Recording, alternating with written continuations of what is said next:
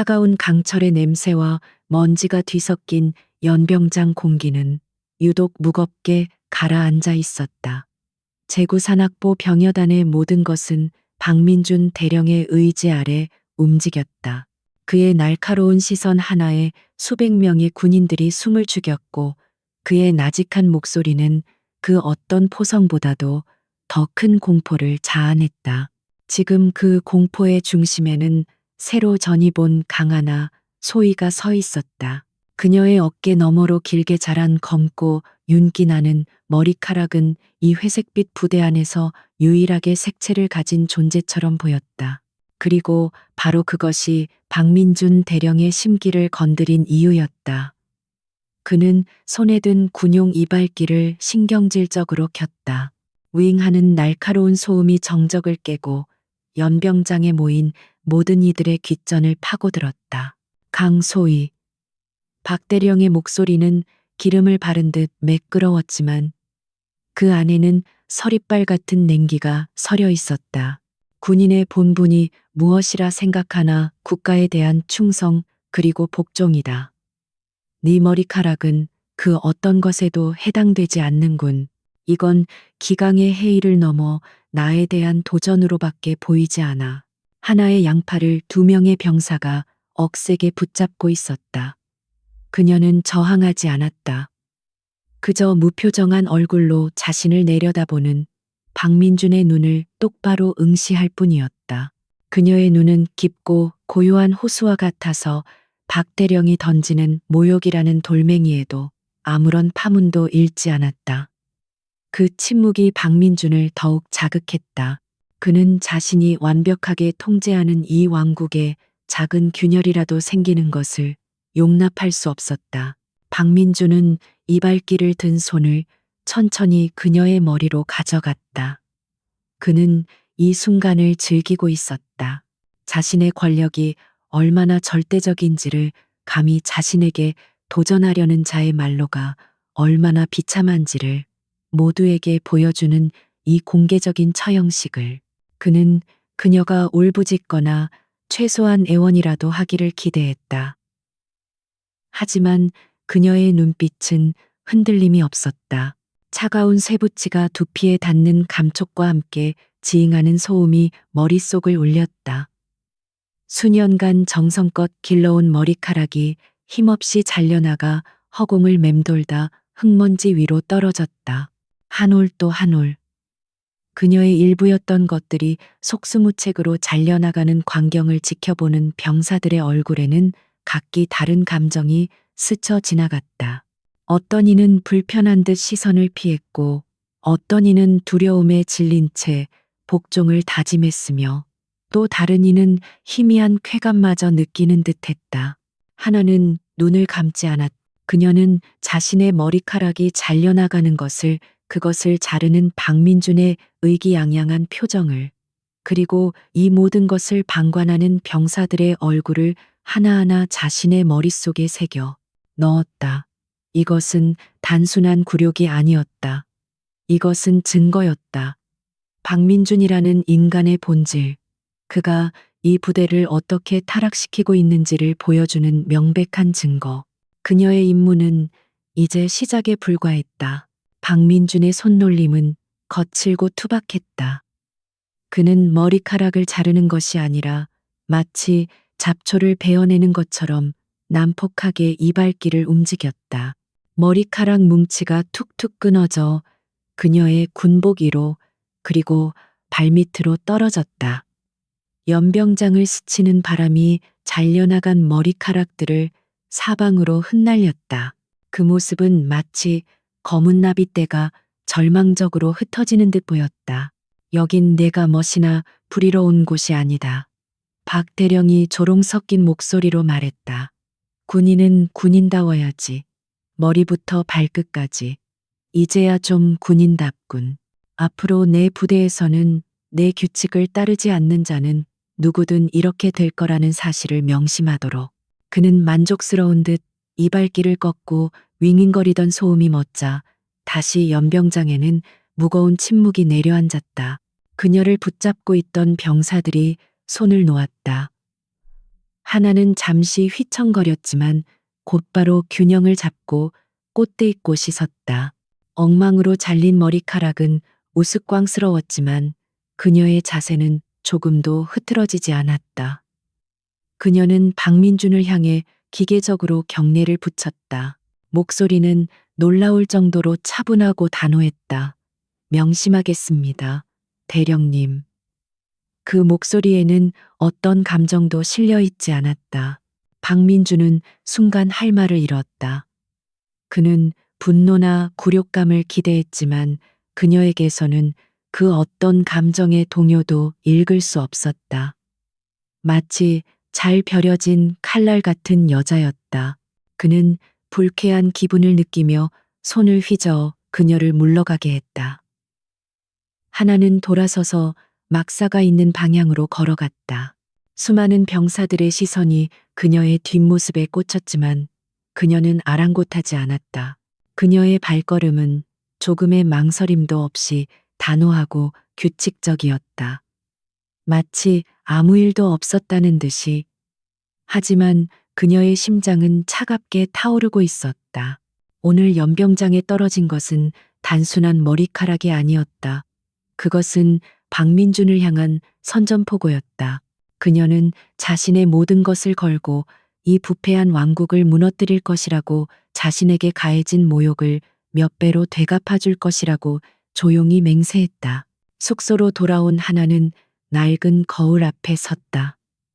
거울 속에는 낯선 여자가 서 있었다. 들쭉날쭉하고 흉하게 잘린 머리, 흙먼지가 묻은 군복. 하지만 그 여자의 눈은 죽지 않았다. 오히려 이전보다 더욱 형형하게 빛나고 있었다. 그 눈빛은 사냥을 앞둔 암표범의 그것처럼 냉철하고 예리했. 그녀는 거울 속 자신을 보며 희미하게 입꼬리를 올렸다. 미소라기보다는 차가운 결의에 가까운 표정이었다. 그녀는 수도꼭지를 틀어 찬물을 손에 받았다. 그리고 거칠게 얼굴을 씻어냈다. 연병장의 먼지와 함께 굴욕의 기억도 씻어내려는 듯했다. 하지만 그 기억은 사라지지 않았다. 오히려 더 선명해져 가슴 깊이 각인되었다. 이발기의 차가운 감촉, 박민준의 비웃음, 흩날리던 머리카락. 이 모든 것이 그녀의 분노를 더욱 단단하게 만들었다. 그녀의 임무는 이제 공적인 것을 넘어 지극히 사적인 것이 되었다. 하나의 원래 임무는 제구여단 내부에 만연한 군수품 횡령 및 비리 네트워크를 파헤치는 것이었다. 박민준 대령이 그 정점에 있다는 것은 이미 파악된 사실이었다. 하지만 그의 교활함과 잔인함은 상상 이상이었다. 오늘 겪은 일은 그가 자신의 권력을 유지하기 위해 어떤 짓이든 할 수 있는 인물이라는 것을 명확히 보여주었다. 그를 상대하기 위해서는 더욱 치밀하고 냉정해져야 했다. 그녀는 젖은 얼굴을 수건으로 닦으며 앞으로의 계획을 머릿속으로 그리기 시작했다. 우선은 그의 눈에 띄지 않게 최대한 몸을 낮춰야 했다. 오늘 일로 인해 그녀는 이미 문제아로 낙인 찍혔을 것이다. 이 점을 역이용할 수도 있었다. 순응하는 척, 굴복한 척하며 그의 경계심을 늦춘 뒤 어둠 속에서 조용히 증거를 수집해야 했다. 그녀의 전문 분야는 정보 분석과 침투였다. 밤이 깊어졌다. 막사 창밖으로 보이는 산의 능선은 거대한 짐승처럼 어둠 속에 웅크리고 있었다. 하나는 침상에 누워 눈을 감았다. 잠은 오지 않았다. 대신 그녀는 오늘 있었던 일을 처음부터 끝까지 몇 번이고 복기했다. 박민준의 표정, 말투, 행동 하나하나를 분석했다. 그의 오만함, 과시욕, 그리고 그 안에 숨겨진 불안감까지. 그는 완벽한 통제를 갈망했지만 바로 그 갈망이 그의 가장 큰 약점이 될 것이었다. 그녀는 자신의 잘린 머리카락을 떠올렸다. 그것은 상실의 상징이 아니었다.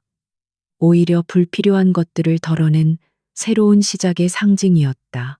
이제 그녀에게는 임무 외에 거추장스러운 것은 아무것도 없었다. 그녀는 어둠 속에서 조용히 눈을 떴다. 그녀의 눈은 더 이상 고요한 호수가 아니었다. 그 안에는 차가운 불꽃이 타오르고 있었다. 박민준의 왕국을 잿더미로 만들어버릴 복수의 불꽃이었다. 다음 날 아침 하나는 누구보다도 먼저 일어나 훈련 준비를 마쳤다. 우스꽝스러운 머리 모양에 대해 동료들이 수군거렸지만 그녀는 아무렇지 않은 척했다. 그녀의 태연한 모습에 오히려 그들이 더 당황하는 듯했다. 그녀는 묵묵히 자신의 임무를 수행했다. 보급 장교로서 그녀는 부대의 모든 물자 흐름을 파악할 수 있는 위치에 있었다.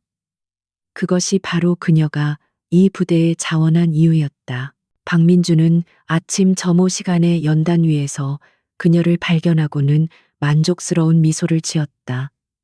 그는 자신이 완전히 승리했다고 생각했다.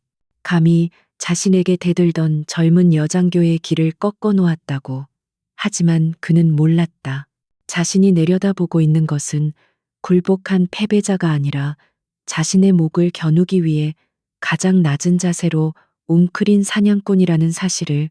하나의 복수는 이미 시작되고 있었다. 모욕적인 사건이 있고 며칠이 흘렀다.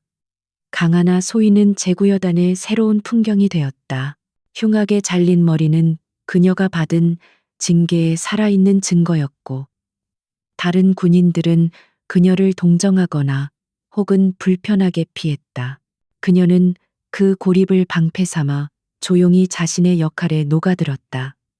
그녀는 더 이상 논란의 중심에 선 전입 장교가 아니라 그저 묵묵히 일하는 신참 보급 장교일 뿐이었다. 그녀가 배치된 보급 창고는 박민준 대령의 충직한 개로 알려진 최 상사가 관리하고 있었다.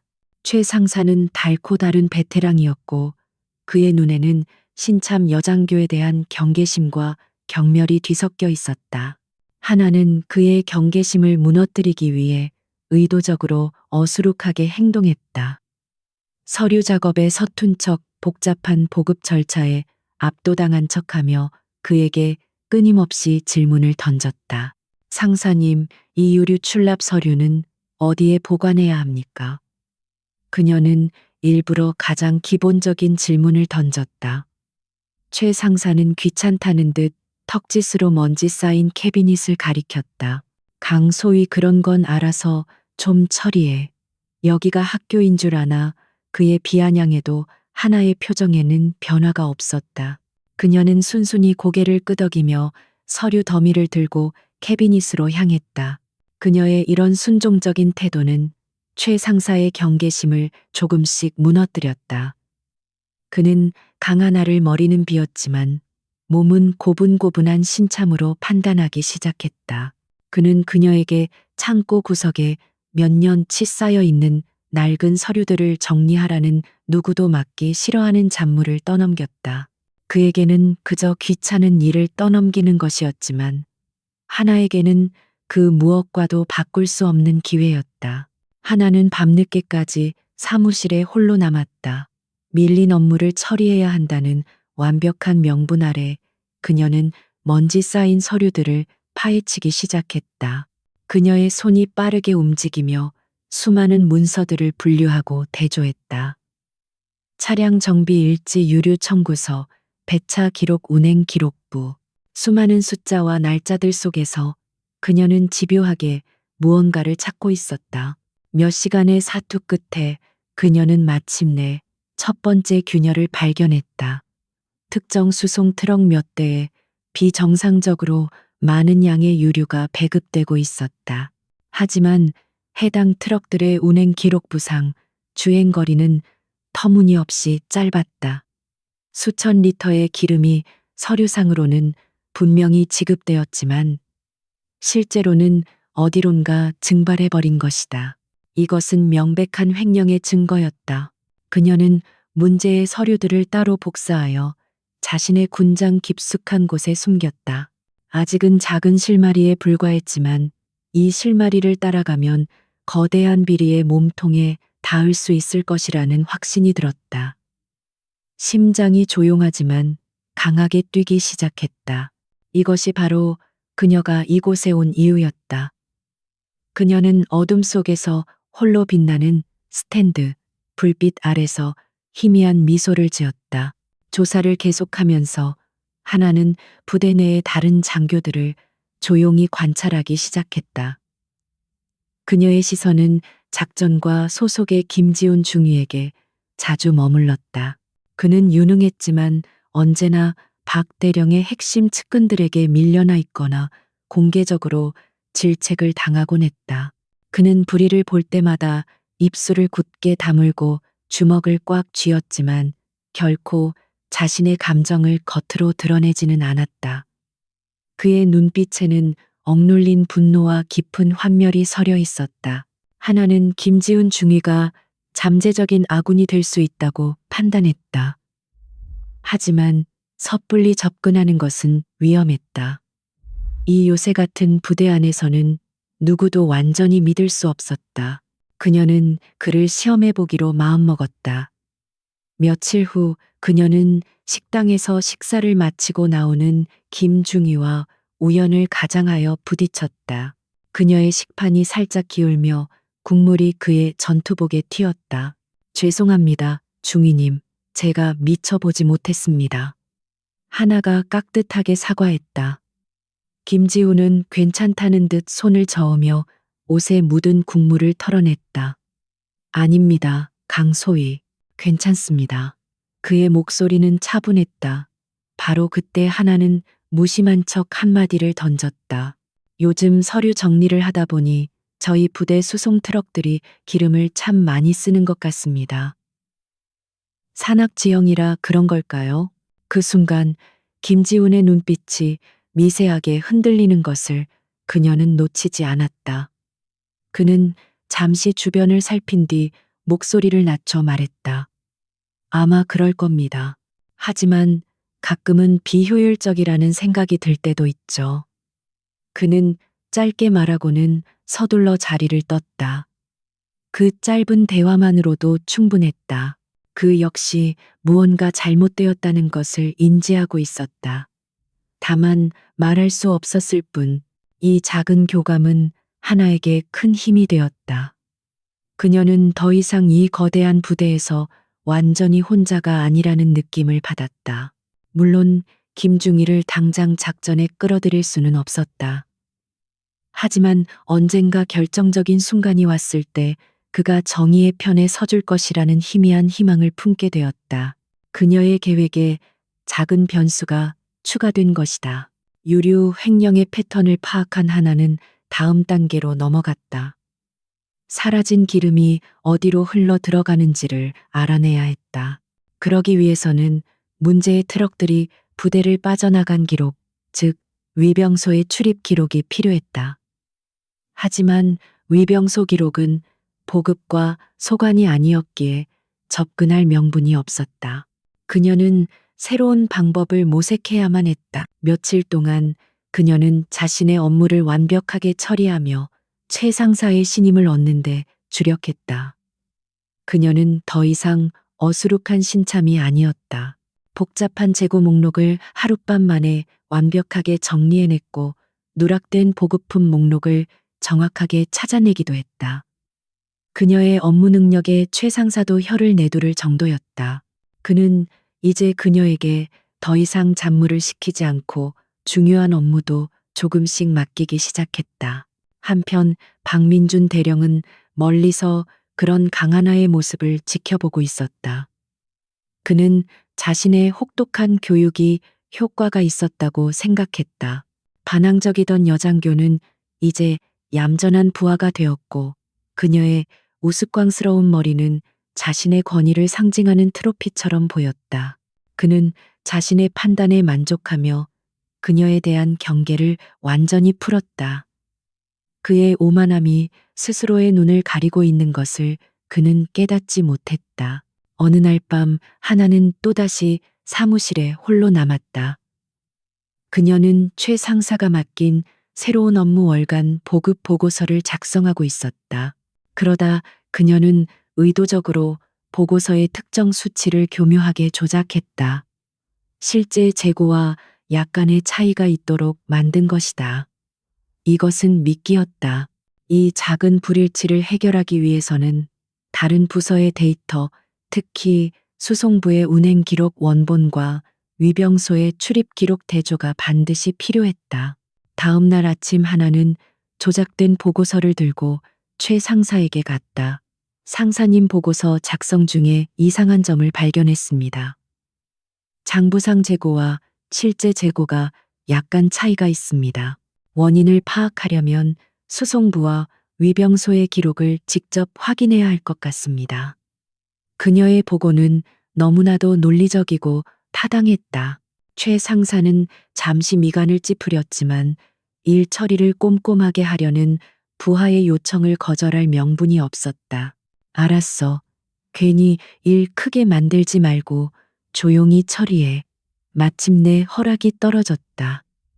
하나는 속으로 안도의 한숨을 내쉬었지만 겉으로는 침착함을 유지했다. 알겠습니다. 최대한 신속하게 확인하고 다시 보고 드리겠습니다. 그녀는 정중하게 경례를 하고 사무실을 나섰다. 그녀의 발걸음은 위병소를 향하고 있었다. 박민준의 철옹성에 두 번째 균열을 낼 기회가 온 것이다. 강하나는 최 상사의 허가증을 들고 위병소로 향했다. 서류상의 불일치를 해결한다는 명분은 완벽했지만 위병소를 지키는 병사들의 눈빛은 차가웠다. 그들은 박민준 대령의 귀와 눈 역할을 하는 자들이었다. 하나는 그들의 노골적인 감시 속에서도 평정심을 잃지 않고 자신이 해야 할 일을 기계적으로 설명했다. 재고 기록과 유류 출납 기록이 일치하지 않는 부분이 있어 확인차 나왔습니다. 최근 한 달간의 차량 출입 기록 대장을 열람할 수 있도록 협조해 주십시오. 그녀의 목소리는 사무적이었고 감정을 드러내지 않았다. 위병소 책임자는 마지못해 기록 대장을 내주었지만 그녀의 어깨 너머로 날카로운 시선을 고정했다. 감시당하는 것은 익숙했다. 그녀는 개의치 않고 기록을 훑어 내려가기 시작했다. 그녀의 눈이 빠르게 페이지를 넘겼다. 그리고 마침내 그녀가 찾던 것을 발견했다. 유류 횡령의 증거가 포착된 바로 그날 밤 문제의 수송 트럭들이 비공식적으로 부대를 빠져나간 기록이 선명하게 남아 있었다. 출입 허가서에는 최 상사의 서명이, 그리고 최종 승인자로는 박 대령의 측근인 한중희의 이름이 적혀 있었다. 퍼즐 조각이 맞춰지는 순간이었다. 그녀는 펜으로 위장한 초소형 카메라를 이용해 해당 페이지들을 빠르게 촬영했다. 셔터 소리도 나지 않는 카메라는 그녀의 움직임 속에 완벽하게 숨겨졌다. 모든 증거 수집을 마친 그녀는 아무 일 없었다는 듯 기록 대장을 반납하고 자리에서 일어났다. 협조에 감사합니다. 문제가 해결되었습니다.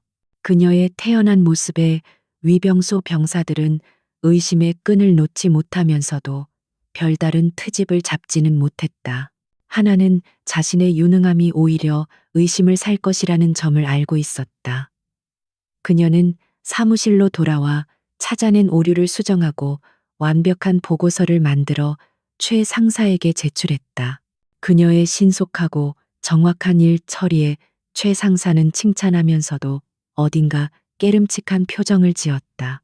그리고 그 보고는 당연하게도 박민준 대령에게까지 올라갔다. 박민준은 보고서를 읽으며 미간을 찌푸렸다. 굴복시킨 줄 알았던 여장교가 생각보다 너무 유능했다. 순종적인 태도 뒤에 감춰진 그 유능함이 그의 심기를 불편하게 만들었다. 단순한 복종이 아니라 무언가를 숨기기 위한 위장은 아닐까. 그의 머릿속에 다시 의심의 싹이 자라나기 시작했다. 얌전한 고양이가 부뚜막에 먼저 올라간다는 속담을 그는 신뢰했다. 며칠 후 박 대령은 강하나를 자신의 집무실로 호출했다. 그는 다른 장교들이 보는 앞에서 그녀의 업무 능력을 칭찬하는 여유를 보였다. 강소희의 성실함은 모든 장병의 귀감이 들 만해 아주 훌륭해. 하지만 그의 눈은 웃고 있지 않았다. 칭찬 뒤에는 언제나 가시가 숨어 있는 법이었다. 그는 곧바로 본색을 드러냈다. 그래서 강소희의 유능함을 더 중요한 곳에 쓰기로 결정했네. 그는 서류 하나를 내밀었다. 여단 창설 기록물 디지털화 작업. 그것은 지하 창고에 처박혀 10년 넘게 썩어가고 있는 서류들을 스캔하고 정리하는 누구도 맡고 싶어 하지 않는 고역이었다. 그 창고는 출입구가 단 하나뿐이고 외부와 완전히 단절된 곳이었다. 그녀를 고립시키고 감시하려는 속셈이 뻔히 보였다. 하나는 거부할 수 없었다. 그녀는 명령을 수락하고 지하 창고로 향했다. 퀴퀴한 곰팡이, 냄새와 먼지가 가득한 그곳은 마치 살아있는 무덤 같았다. 산더미처럼 쌓인 서류들은 그녀를 압도하는 듯했다. 박민주는 이 지루한 작업이 그녀의 의지를 꺾고 그녀의 시간을 완전히 빼앗을 것이라고 생각했을 것이다. 하지만 그는 또다시 실수를 저질렀다. 그에게는 쓰레기 더미에 불과한 이 낡은 서류들이 하나에게는 거대한 보물 창고였다. 그녀는 묵묵히 서류들을 정리하기 시작했다. 과거의 보급 계약서, 인사 기록 카드 부대, 운영 예산안. 그녀는 그 속에서 박민준의 이름과 그의 측근들의 이름을 수도 없이 발견했다. 그들의 비리는 최근에 시작된 것이 아니었다. 아주 오래전부터 거미줄처럼 촘촘하게 얽혀 부대 전체를 갉아먹고 있었다.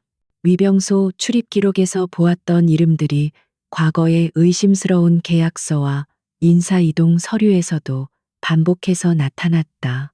최 상사 그리고 그 중위, 그들은 박민준의 부패 네트워크를 구성하는 핵심 조직원들이었다. 하나는 서류들을 정리하며 그들의 관계도와 자금 흐름을 머릿속으로 그려나갔다.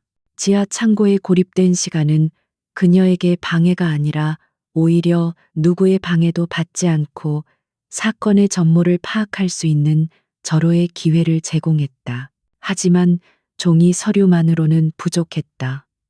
그녀에게는 이 과거의 기록들을 현재의 디지털 데이터와 연결할 결정적인 증거가 필요했다. 즉 부대의 중앙 서버에 접근해야만 했다. 그것은 호랑이 굴에 제 발로 들어가는 것과 같은 위험천만한 일이었다. 서버실은 24시간 감시 체제 하에 있었고 접근 권한도 극소수에게만 주어졌다.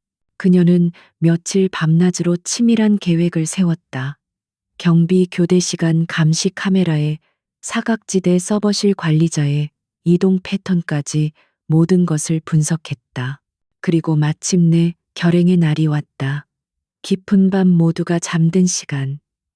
하나는 검은 옷으로 갈아입고 막사를 빠져나왔다. 그녀는 그림자처럼 움직이며 행정반 건물을 향했다. 훔쳐낸 관리자의 출입카드로 잠금 장치를 해제하고 짧은 시간 동안 감시 카메라를 무력화시킨 뒤 서버실 안으로 잠입했다. 서버실 내부는 낮은 기계음과 차가운 공기로 가득했다. 그녀는 망설일 시간이 없었다.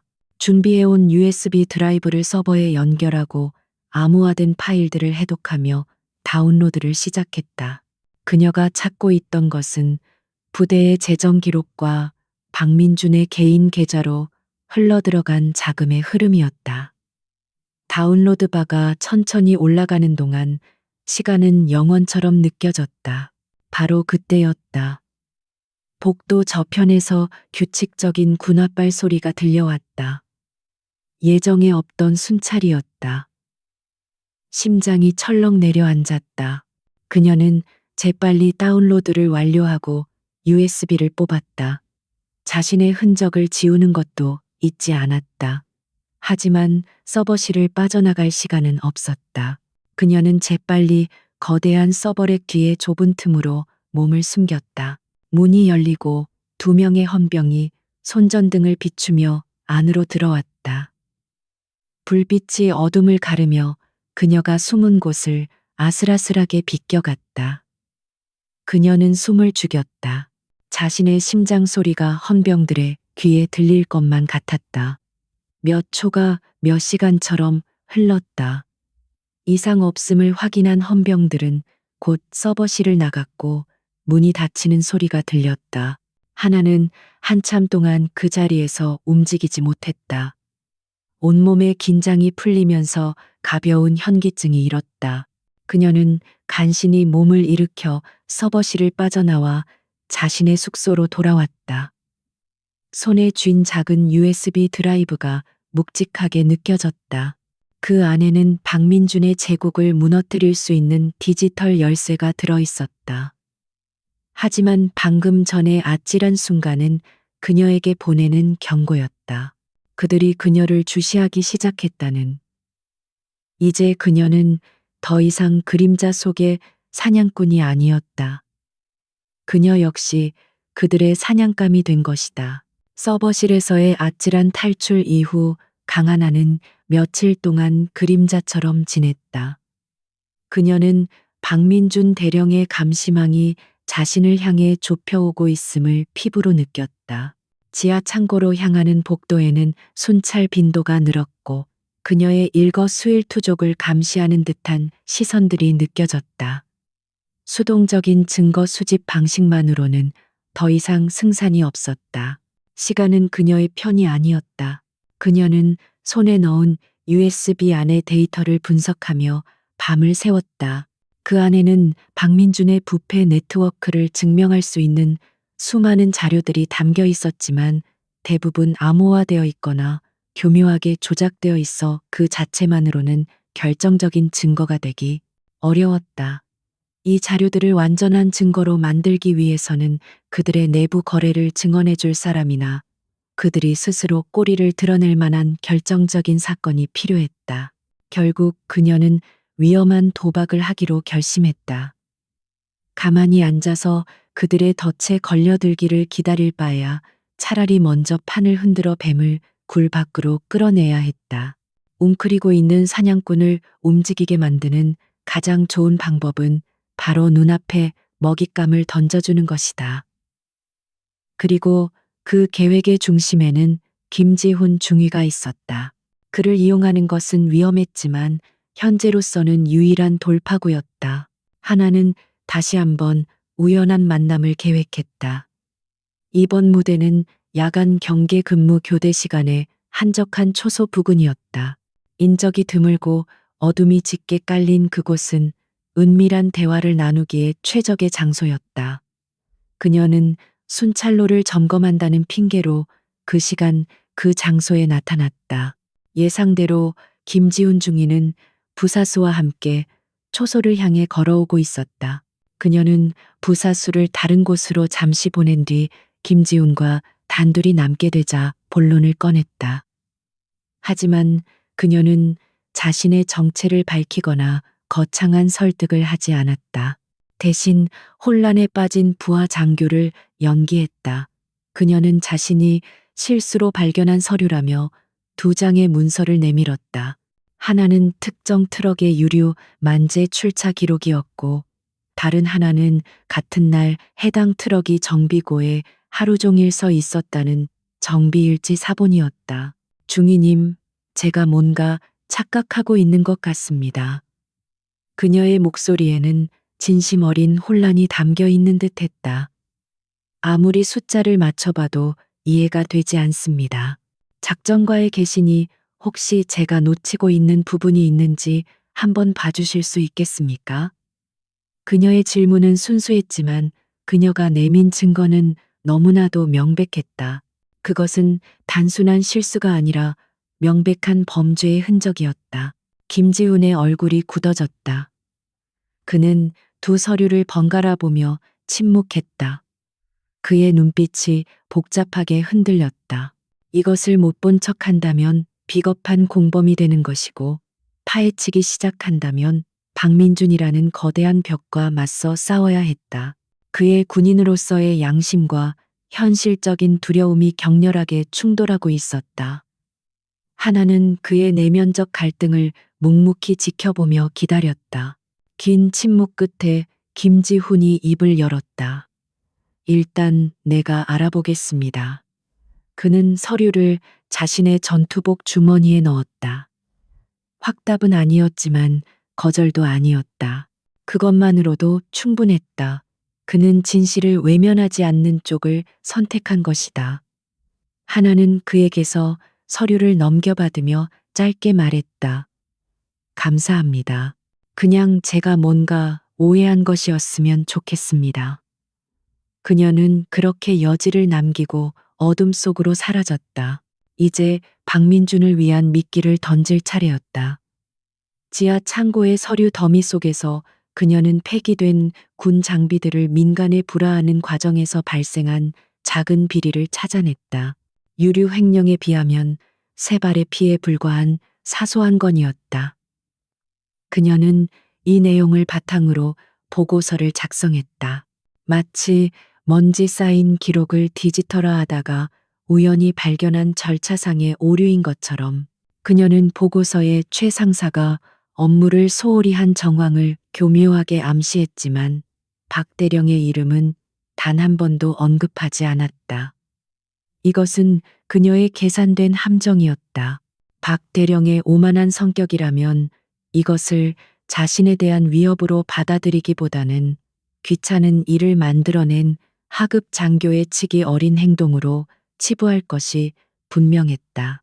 그리고 그는 그 귀찮은 문제를 가장 확실한 방법으로 해결하려 할 것이다.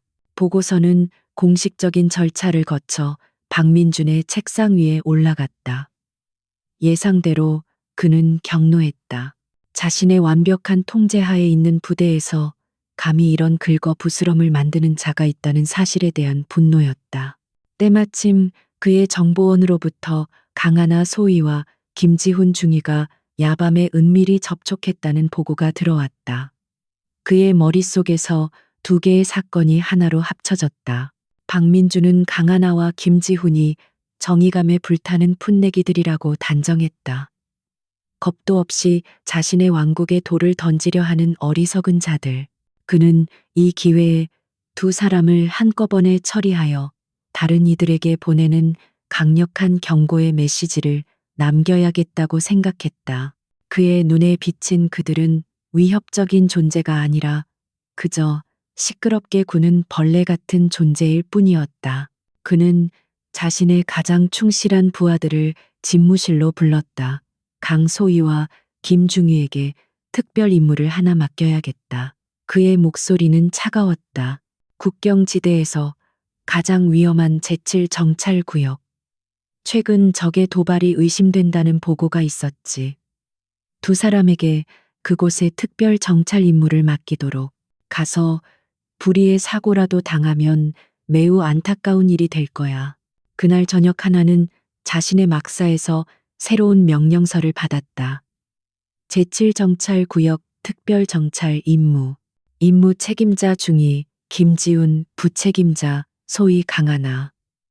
그녀는 명령서를 든 채 창밖의 어둠을 응시했다. 표정에는 아무런 변화도 없었다. 미끼를 물었다. 그것도 아주 거대하고 난폭한 놈이. 이제 그녀와 김지훈은 미끼가 되어 상어의 입속으로 직접 걸어 들어가야 했다. 생존이 곧 승리인 위험한 게임이 시작된 것이다. 특별 정찰 임무를 위한 준비는 무거운 침묵 속에서 진행되었다. 강하나와 김지훈은 말없이 각자의 군장을 꾸렸다. 그들의 임무 조언으로는 박민준 대령에게 절대적으로 충성하는 것으로 알려진 박 상사와 이 병장이 배정되었다. 그들은 팀원이 아니라 감시자이자 잠재적인 처형인이었다. 공기 중에는 불길한 예감과 불신이 안개처럼 짙게 깔려 있었다. 출발 직전 하나는 김지훈에게 다가갈 짧은 틈을 찾아냈다. 그녀는 자신의 신분을 노출하지 않으면서도 그와 뜻을 맞춰야 했다. 그녀는 낮은 목소리로 말했다. 중위님, 이번 정찰은 어딘가 이상합니다. 그곳에서 무슨 일이 일어나든 서로의 등을 맡겨야 합니다. 명령보다는 자신의 직감을 믿으십시오. 그 암시적인 경고는 김지훈의 의심을 확신으로 바꾸어 놓았다. 이것은 함정이었다. 부대를 나서기 직전 하나는 통신 장비를 점검한다는 핑계로 통신실에 들렀다. 그녀는 그곳에서 외부의 연락책에게 미리 약속된 암호화된 메시지를 전송했다. 메시지는 간단했지만 핵심적이었다. 정찰, 경로, 팀원 명단, 그리고 덫이 발동되었으니 즉각적인 개입이 필요할 수 있다는 의미의 암호. 매가 올가미에 걸렸음. 이 짧은 신호로 그녀의 생존을 위한 시간과의 싸움이 시작되었다. 4명으로 구성된 정찰팀은 제7구역의 험준한 산악지형으로 들어섰다. 풍경은 아름다웠지만 발을 잘못 디디면 그대로 추락할 수 있는 절벽과 길을 잃기 쉬운 빽빽한 숲으로 가득했다. 선임 부사관인 박 상사는 노골적으로 지휘권을 행사하려 들었다. 그는 더 위험한 길을 제한하고 불필요하게 속도를 높이며 팀을 몰아붙였다. 그가 박 대령에게서 별도의 명령을 받았다는 것은 명백했다. 정찰이 깊어질수록 박 상사와 이 병장의 적대감은 더욱 노골적으로 변했다. 첫 번째 사고가 일어났다. 가파른 절벽 옆을 지날 때 김지훈이 발을 헛디디는 척하며 비틀거렸다. 박 상사는 바로 옆에 있었음에도 불구하고 손을 내밀지 않았다. 오히려 그가 미끄러지기를 기다리는 듯 보였다. 하나의 빠른 판단과 반사신경이 아니었다면 그는 그대로 절벽 아래로 떨어졌을 것이다. 이제 그들은 자신이 사냥감이라는 사실을 명확히 인지했다.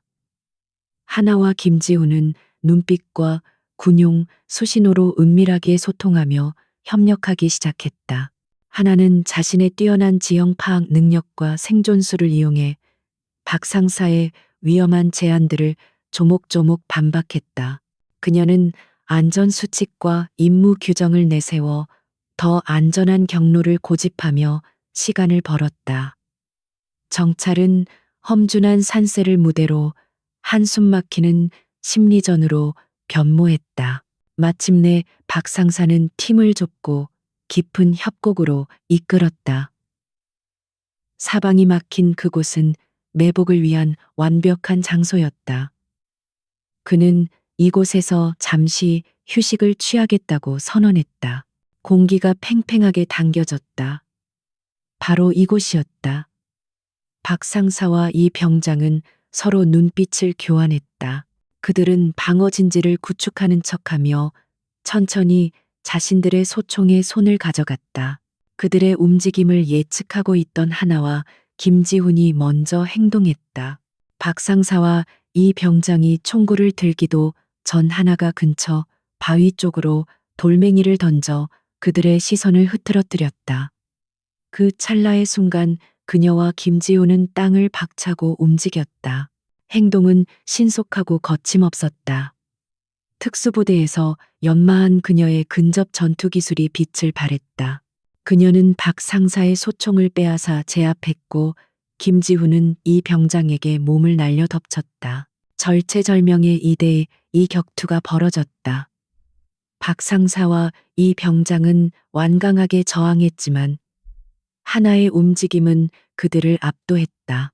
그녀의 동작은 군더더기 없이 정확하고 치명적이었다. 김지훈 역시 아드레날린과 정의감에 힘입어 놀라운 투지를 보여주었다. 그들의 목표는 살인이 아니라 무력화였다.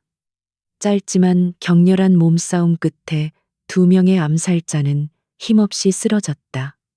하나와 김지훈은 거친 숨을 몰아쉬며 섰다.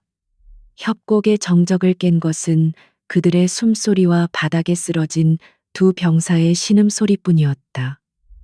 그들은 당장의 위협에서 벗어났다. 하지만 그들은 여전히 적진 한가운데에 고립되어 있었고 이제 그들의 적들은 그들이 단순한 위협이 아님을 명확히 알게 되었다. 이제 어떻게 해야 할지 막막한 바로 그 순간이었다. 멀리서 희미하게, 그러나 분명하게 헬리콥터 프로펠러 소리가 들려오기 시작했다. 소리는 점점 더 커지며 협곡 전체를 울렸다. 하나와 김지우는 동시에 하늘을 올려다보았다. 저 소리가 과연 아군일까? 아니면 그들을 완전히 끝장내기 위해 온 적군일까?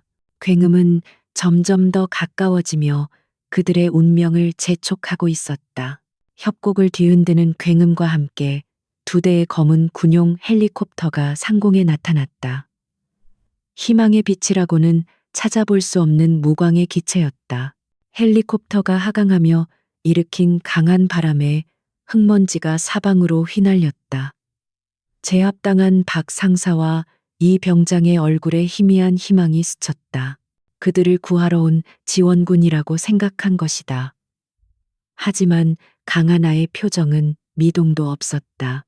헬리콥터에서 완전 무장한 특수부대원들이 신속하게 로프를 타고 하강했다. 그들의 움직임은 한치의 오차도 없는 기계와 같았다. 선두에 선 소령 계급의 장교가 강하나와 김지훈에게 다가왔다. 그는 하나를 향해 알아볼 수 없는 미묘한 경례를 보내며 말했다. 강하나 대위님, 국방부 특별조사사령부 김소령입니다. 신호를 받았습니다.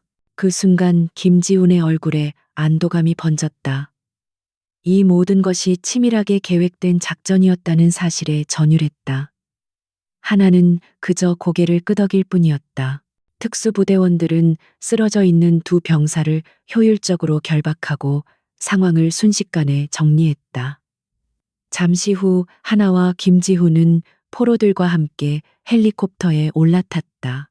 그들의 목적지는 다시 제구여단이었다. 헬리콥터가 부대 상공에 접근했을 때 그들은 아래의 풍경을 보고 놀랐다. 부대는 이미 완벽하게 장악되어 있었다. 주요 시설과 지휘 통제실 주변에는 검은 전투복의 특수부대원들이 삼엄하게 경계를 서고 있었다. 하나의 신호를 기점으로 부패한 왕국을 전복시키기 위한 작전이 한치의 오차도 없이 진행된 것이다. 이것은 조용한 쿠데타였다. 헬리콥터가 연병장 중앙에 착륙했다. 바로 며칠 전 하나가 굴욕적인 형벌을 당했던 바로 그 장소였다. 그녀는 특수부대원들에게 둘러싸여 지휘 통제실 박민준 대령의 집무실로 향했다. 집무실 문은 활짝 열려 있었고 안에는 이미 억류된 박민준 대령이 격렬하게 저항하고 있었다. 그는 이것이 하극상이라며 누가 이따위 짓을 허가했냐며 고래고래 소리를 지르고 있었다. 모두의 시선이 문 쪽으로 쏠렸다. 강하나가 집무실 안으로 들어섰다. 박민주는 그녀를 보자 경멸과 분노가 뒤섞인 표정을 지었다. 내년 짓이었나 감히 일개 소위가 그의 오만함은 마지막 순간까지도 꺾이지 않았다. 하나는 그의 앞에 조용히 섰다. 그리고는 자신의 군복 목깃에서 소위 계급장을 떼어냈다. 그 안에는 선명한 대위 계급장이 숨겨져 있었다. 박민준 대령. 그녀의 목소리는 얼음장처럼 차갑고 단호했다. 나는 국방부 특별정보부 소속 강하나 대위다. 지금부터 당신을 군수품 횡령 직무유기 그리고 동료 장교 살인미수 혐의로 긴급 체포한다. 그 선언의 집무실 안에 모든 공기가 순간적으로 얼어붙었다. 박민준의 얼굴에서 핏기가 가셨다. 하지만 그는 실성한 사람처럼 웃음을 터뜨렸다. 증거가 있나? 내년의 망상일 뿐이야. 그가 발악하듯 외쳤다. 바로 그 순간을 기다렸다는 듯. 하나는 품에서 작은 USB 드라이브를 꺼내 그의 책상 위에 던졌다. 지난 5년간 당신이 저지른 모든 불법 거래 내역 조작된 보고서 그리고 비밀 자금 계좌의 흐름이 전부 이 안에 들어있다. 박민준의 얼굴이 하얗게 질렸다. 하지만 그는 마지막 발악을 멈추지 않았다. 그런 건 얼마든지 조작할 수 있어. 살인미수 혐의는 뭐지? 증인도 증거도 없지 않나. 그건 내년과 나의 말뿐이야. 그의 절규의 하나는 대답 대신 소형 녹음기를 꺼내 들었다. 그녀는 특별 정찰 임무를 떠나기 전 박대령의 부관 집무실에 그의 눈을 피해 만년필로 위장한 초소형 도청 장치를 설치해 두었다. 그녀는 재생 버튼을 눌렀다. 집무실 안에 박민준의 목소리가 울려 퍼졌다. 사고로 위장해. 비극적인 훈련 사고처럼 보이게. 어떤 뒤탈도 남기지 마. 자신의 목소리, 자신의 범죄를 지시하는 명백한 증거가 울려 퍼지자 마침내 박민준의 오만함에 금이 가기 시작했다. 그의 철옹성 같던 자존심이 산산조각 나는 순간이었다. 제구여단의 철권 통치자 박민준 대령은 무너져 내렸다. 그의 얼굴은 불신에서 공포로 그리고 이내 주체할 수 없는 분노로 일그러졌다. 그는 짐승처럼 울부짖으며 하나가 아닌 녹음기를 향해 몸을 날렸다. 자신의 죄를 증명하는 그 소리를 없애버리려는 필사적인 마지막 몸부림이었다. 하지만 특수부대원들이 그를 가볍게 제압했다. 그는 저주와 위협을 퍼부으며 무력하게 끌려나갔다. 한때 왕이었던 자의 비참한 퇴장이었다. 집무실은 다시 조용해졌다.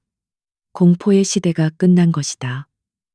김소령이 하나에게 다가와 말없이 경의를 표하는 고갯짓을 했다. 김지훈 중위는 조금 떨어진 곳에서 이 모든 광경을 믿을 수 없다는 듯. 그러나 한편으로는 깊은 안도감에 젖어 지켜보고 있었다. 자신의 조사가 불러온 이 거대한 혼돈의 중심에서 하나는 집무실의 어두운 창문에 비친 자신의 모습을 보았다. 그곳에는 더 이상 굴욕감에 떨던 엉망으로 잘린 머리의 소인은 없었다. 그 자리에는 차가운 눈빛으로 정의를 집행한 특별정보부의 강하나 대위가 서 있었다. 그녀의 정체성과 명예가 완벽하게 회복되는 순간이었다. 길고 길었던 싸움의 끝에서 그녀는 마침내 자신의 임무를 완수했다. 폭풍이 지나간 후 제구여단에는 어색한 평온이 찾아왔다. 박민준 대령과 그의 핵심 추종자들이 체포된 지 일주일이 흘렀다. 부대는 국방부에서 파견된 특별감찰단에 의해 통제되고 있었고 새로운 지휘관이 부임하기 전까지 모든 것이 일시적으로 정지된 듯했다. 하지만 억압적인 공포가 사라진 자리에는 조심스러운 희망의 공기가 싹트고 있었다. 강하나는 더 이상 먼지 쌓인 지하 창고의 보급 장교가 아니었다. 그녀는 박민준이 사용하던 집무실을 임시 사무실로 사용하며 감찰단의 조사를 돕고 있었다. 그녀의 신분이 강하나 대위로 밝혀지자 부대 내의 모든 군인들은 그녀를 경애와 놀라움이 뒤섞인 시선으로 바라보았다. 특히 그녀의 엉망이었던 머리카락에 얽힌 진실을 알게 된 이들은 말없이 그녀에게 경의를 표했다.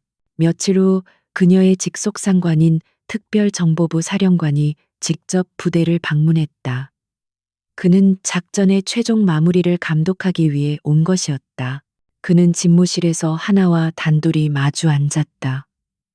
그는 그녀가 제출한 방대한 양의 보고서를 조용히 읽어 내려간 뒤 고개를 들어 그녀를 바라보았다.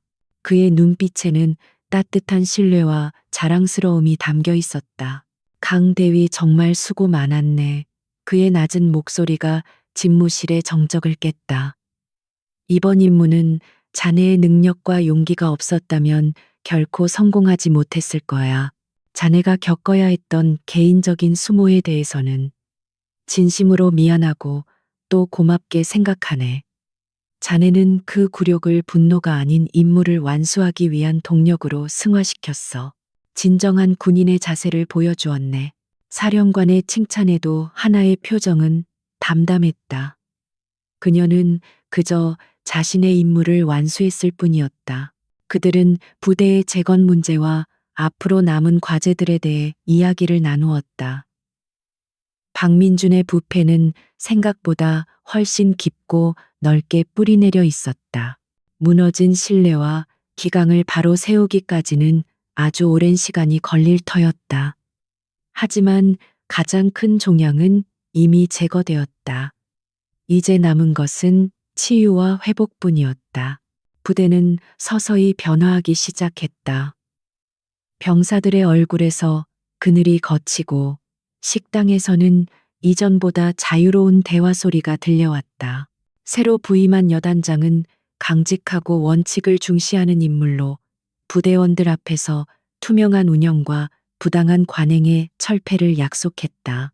폭풍은 모든 것을 휩쓸어 갔지만 동시에 새로운 씨앗이 뿌려질 땅을 깨끗하게 만들어 주었다. 하나가 부대를 떠나기 전날 그녀는 김지훈 중위를 찾았다.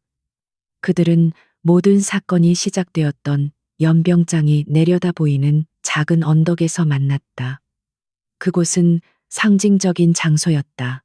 김지훈은 더 이상 환멸에 가득 찬 젊은 장교가 아니었다. 그의 눈에는 새로운 목적의식과 활기가 넘쳤다. 그는 하나를 향해 깍듯하게 경례를 했다. 대위님, 정말 감사했습니다. 그의 목소리에는 진심이 담겨 있었다. 제 목숨을 구해주신 것뿐만 아니라 군인이라는 제복의 명예와 정의에 대한 저의 믿음을 되찾아 주셨습니다. 저는 이곳에 남아 여단을 재건하는데 제 힘을 보태기로 결정했습니다. 그의 말에 하나는 희미한 미소를 지었다. 용기를 낸 것은 김중위님이었습니다. 중위님 같은 분들이야말로 우리 군의 진정한 기반입니다. 그녀의 말은 단순한 위로가 아니었다. 죽음의 문턱을 함께 넘나든 전우 사이에 오가는 깊은 존중의 표현이었다. 그들 사이에는 어떤 로맨스도 없었다. 그저 올바른 것을 위해 함께 싸운 군인으로서의 굳건한 유대감만이 존재할 뿐이었다. 자신의 예전 숙소로 돌아온 하나는 조용히 짐을 꾸렸다. 그녀는 무심코 거울 앞에 섰다. 거울 속에는 낯선 듯 익숙한 여자가 서 있었다. 한때 흉하게 잘려나갔던 머리카락은 이제 제법 자라나 단정한 짧은 머리가 되어 있었다. 그것은 더 이상 수치의 낙인이 아니었다. 그 상처는 그녀의 강인함과 승리를 증명하는 훈장이 되었다. 마지막 날 아침 하나는 모든 사건의 시작과 끝이었던 연병장 위에 섰다. 그녀를 다음 임무지로 데려갈 군용 차량이 대기하고 있었다. 그녀는 고개를 들어 부대를 둘러싼 웅장한 산들을 바라보았다. 맑고 상쾌한 공기가 폐부 깊숙이 들어왔다. 모욕을 당했던 그날의 기억은 여전히 선명했지만 더 이상 그녀를 아프게 하지 못했다. 그 굴욕의 순간은 이제 타락한 권력에 맞선 의로운 성전의 첫걸음으로 기억될 터였다. 그녀는 미련 없이 몸을 돌려 차량에 올라탔다. 차창 밖으로 멀어지는 제구여단의 풍경을 바라보는 그녀의 얼굴은 평온하고 단호했다. 다음에 어떤 임무가 기다리고 있든 그녀는 기꺼이 맞설 준비가 되어 있었다. 조용한 힘과 꺼지지 않는 신념을 간직한 채 그녀는 새로운 길을 향해 나아갔다.